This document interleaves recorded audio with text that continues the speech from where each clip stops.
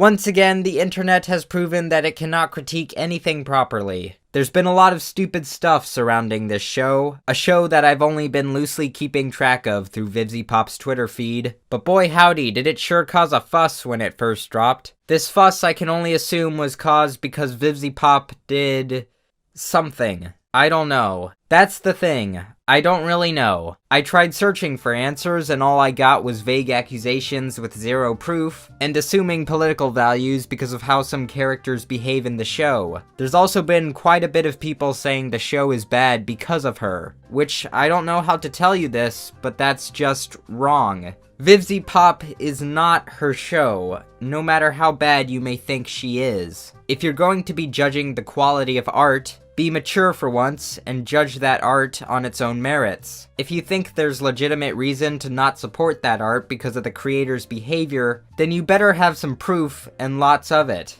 Today, I am exclusively talking about the art, and some of the creator's commentary concerning that art. If you don't want to hear that, then you can click off the video and make some vague Twitter post about me. With that being said, I think the show itself has some serious issues. However, its biggest strength by far is its animation. I can usually tell what characters are doing and their movements are energetic and smooth. It can get chaotic in parts, but I think the amount of confusion in that area is minimal. This kind of animation is higher quality than 90% of animated YouTube videos and even some professional TV shows. Its biggest weakness is probably its world building. The pilot episode starts off with this song, with our main character singing about how they've always been a failure. I find this opening a bit redundant. Sure, it serves as audio to go with the introduction to the world, but there's not any new information that is not already hammered into the audience later in the show. Little project is dead on arrival.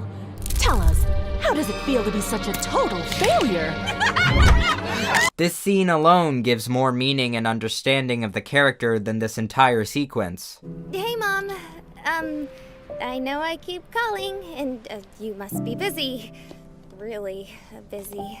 But, the interview didn't go well, and I don't know if I'm going to make a difference. I don't know what I'm doing. Then this happens. Oh, I'm alive! I'm alive! And I'm immediately confused. This is where one of my biggest concerns lie. Okay, so this is supposed to be hell, and because it's hell, I'm giving it a pass on many things I wouldn't normally. Usually when one thinks of hell, they think of a place in the afterlife where sinners are punished for eternity. This hell is obviously very different from, say, the Christian or Catholic version of hell that a lot of people are familiar with, but I think this next point still stands. How the hell can people die in hell? You may think this is a bit nitpicky at first, but considering a major plot point, that hell is overpopulated and exterminations of large groups of demons needs to happen regularly, this seems to be a question that needs to be answered. One of the characters even acknowledges this. I'm gonna kill him. Too late, Toots. Wait! Would that make me double dead? Where exactly do I go? To double hell? Show.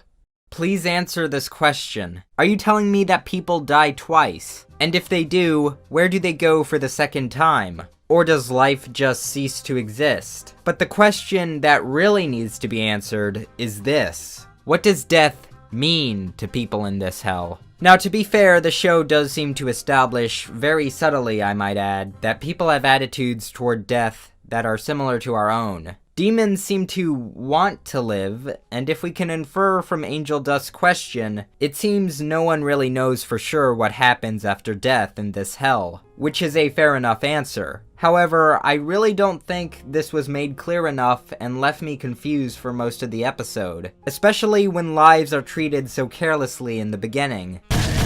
I really think this part of the world should have been given more attention. This is something that cannot be skimmed over when the world and story is so tied to the concept of hell and death. Before we go any further, I have to talk about the character designs. Now, I consider the animation and designs in this show to be two vastly different things, and while the animation is relatively clear, the designs of these characters is not. For starters, these characters have very similar body types and color schemes, which makes it harder for them to contrast with the background and with each other. Just take a look at this image and try to tell me where one character ends and the next begins. It ain't easy. And they might have been able to get away with this if there wasn't also a whole lot of unnecessary details. There's so many stripes and dots and poker symbols on every individual feather thing. It just looks like a nightmare to animate. I don't know why VivziePop would put so many details that add virtually nothing but visual clutter.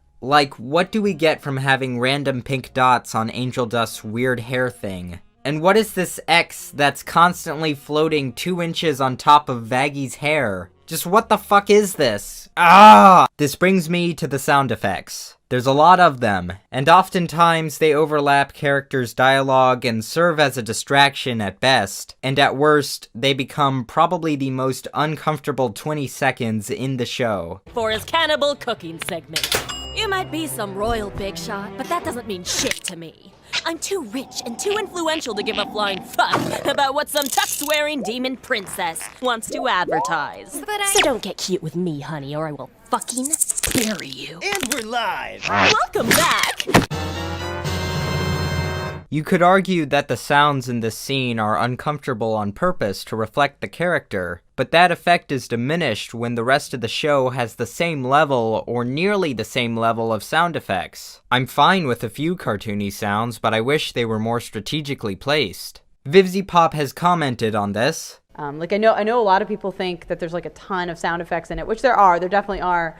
We had to rein in some to make sure like the music and everything could be like clear and heard, and there was like a balance.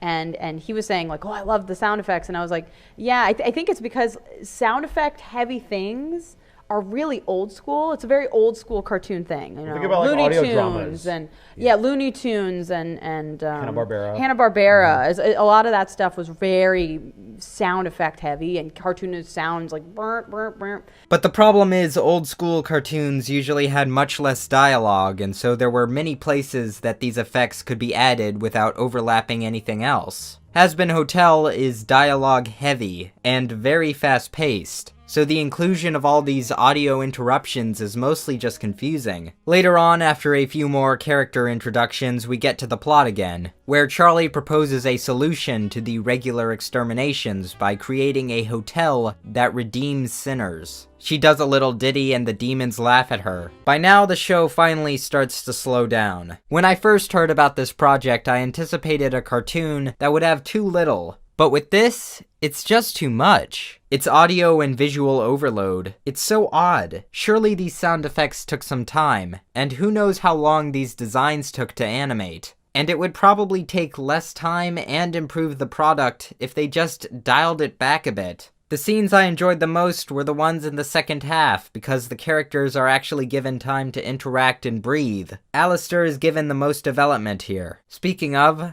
let's face it folks, Alistair is clearly the best character here. Number 1, he's the only one that actually acts like a demon, which isn't a criticism of the other characters, just an observation. Number 2, there's this sense of danger, mystery, and existential terror behind him, which fits perfectly within the setting. Number 3, he has the best voice actor. You think I'm some kind of fucking clown? Maybe. And number 4, he has class. Another thing just to add on that's not really the character himself, the sound design for this radio, I think, is probably one of the only places the sound effects fit well. It can get overboard at times, but usually it isn't taking anything away from the scenes, and is instead adding little details. Now it's time to talk about the angel dust problem. Lots of people say this character is nothing but an obnoxious, one-dimensional demon that can only make sex jokes. No, that's not entirely true. There are moments that you can observe that last for only a few seconds, but they seem to show that there is a brief other side to this character that seems to care somewhat. These characters aren't actually terrible. I talked about how much I enjoyed Alistair, but the other characters, while simple for the moment, have potential. I was worried when I saw all this concept art of spindly, edgy-looking creatures that they would all have the same obnoxious, look at how quirky we are personality and 0 dimensions. But I'm pleasantly surprised that these characters, at least the ones in the main cast, make good starting points. Now, how the creator takes that further, we have yet to see. Later on in the scene, we get some engaging exchange of dialogue and a few jokes. As for the humor in this show, it's fine. I would say it's slightly above Twitter standards. Mostly the things I found funny were small details and stuff in the background, not the jokes that were in your face. For example, in the news station where it says, murder, sex, weather, or when Charlie calls someone and when she presses the button, it makes this noise. It's the small things that you don't really expect. I kept thinking to myself, why all the swearing felt out of place? This is supposed to be hell, it should be obscene. But then I realized it probably has more to do with the tone than the actual swearing. When you have all these Disney-esque songs, especially at the beginning, mixed with Tom and Jerry sound effects going back and forth between dialogue that would make Family Guy squirm, I'm sure you can get that hooker to do anything with enough booger sugar and lube. and Charlie singing about her dreams and stuff, the tone becomes very inconsistent. So it feels like a 12-year-old just learned a bunch of new curse words. So I don't think it's because people are pearl clutchers all of a sudden and cartoons can't swear now, but mostly because the tone is so jarring. I will say the tone seems to find its footing as it goes along, but again, dialing back the sound effects would be an improvement. So in the middle of this dialogue, we get this long exposition dump that was full of information that I could already get from how Alistair interacted with the other characters. Dear, if I wanted to hurt anyone here, I would have done so already. It's pretty obvious that he's powerful. This backstory could have been sprinkled in throughout the show. I like the air of mystery around him, but now that's kind of deflated. He introduces a few more characters, and I think they should have been introduced at the beginning of the next episode, because by this point, we're like 4 minutes away from the end, and with all the info we've gotten already, I don't have much energy to get invested in 2 other minor characters, who I know aren't going to be doing much else for the rest of the time. They have an enjoyable musical sequence with a color change that kind of makes it even harder for the characters to stand out from the environment, and it ends with Alistair devastating the weird dude and his egg army. And finally, we get this detailed shot of the building and roll credits. There was a few small things I forgot to mention, mostly just little nitpicks I picked up. At some point, Vaggie says this, I have these other ideas of what to say. The highlighted bits are the best parts. It's all highlighted. but none of it's highlighted. In this section, when Angel Dust fires his Tommy gun, there's no flash or smoke. This limo animation is really wonky. The searchlight stops here for a little bit while the light continues to move, and yeah, that's about it. It's clear Vivzy Pop has passion for what she does, and while her first fully animated pilot can be cluttered and overwhelming at times, there's enough ideas and potential here that I am interested in where she takes this. However, if the major issues continue, I will find it harder and harder to stay invested, and the trailer for some other animation of hers released recently, and unfortunately, it seems to have a lot of the same problems. Are you an innocent soul who got fucked over by someone else? We'll just have to see where this goes. But seriously, why does she have an X floating off her face? Why?